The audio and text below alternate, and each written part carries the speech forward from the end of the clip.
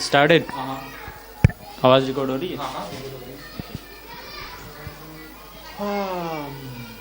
कितना सोचना पड़ता है यार।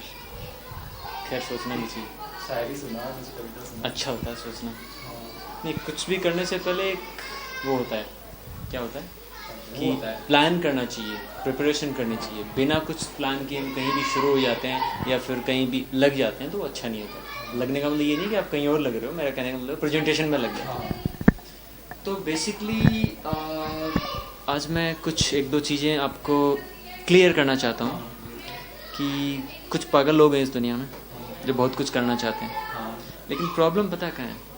वो पागल कभी कभी दुनिया की पागलों की कैटेगरी में आ जाते हैं।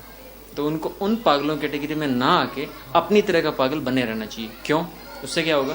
वो एक अलग किस्म के पागल हैं जिन्हें हम क्रेजी कहते हैं। क्रेजी इट मीन्स किसी पर्टिकुलर चीज़ के लिए क्रेजी, ठीक है। वो क्या करते हैं दुनिया में, कुछ अलग करके जाते हैं। नॉर्मल लोगों से जो हटके होते हैं उन्हें अलग से दिखता है, यार क्या इंसान है, वही कुछ कर पाता है। लेकिन उसके पास एक प्रॉपर नॉलेज, प्रॉपर गाइडेंस और प्रॉपर गाइडलाइन जिसे बोलते हो आप, या फिर प्रॉपर एक विजन जिसे बोलते हो, वो होना चाहिए। उसके बिना वो कुछ नहीं कर पाएगा।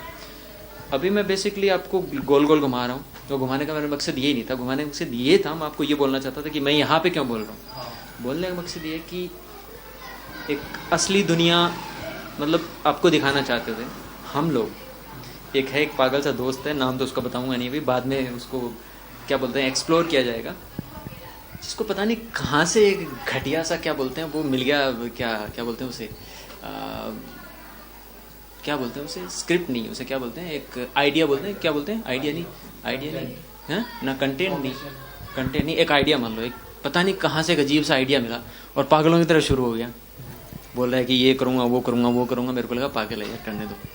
फिर कुछ दिनों बाद क्या होगा कि उसके कंटेंट देखे मैंने, उसके मतलब एक प्रकार से वो कहाँ से स्टार्ट कर रहा है, क्या उसके टॉपिक्स देखे मैंने, तो मेरे को लगा यार बात में दम है। मैं कभी बैठ के सोचा करता था हवा में वो बातें मुझे आज रियल में सामने दिख रही हैं, क्योंकि मैं एक साइंस का स्टूडेंट, मैं हमेशा से मानता था कि कोई भी चीज़ बाहर से ले रहे हो बॉडी में, तो वो ऐसा नहीं है कि एक जादू बन के आपको वो कुछ प्रेरित करेगी, आपको एक्टिव कर देगी, स्वस्थ कर देगी। नो, कभी नहीं होता।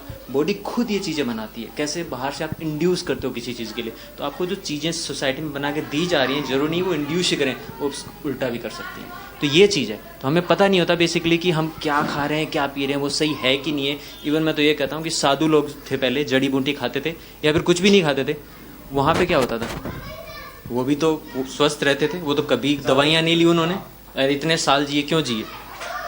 वो भी तो रीजन था ना। वो ये पेड़ पौधे मतलब घास फूस जैसे हम बोलते हैं वो खाते थे और उससे सारी मेडिसिन बनती थी। तो आपको क्या लगता है आजकल ये न्यूट्रिशंस आते हैं, वैक्सीन आते हैं, इनकी ज़रूरत है?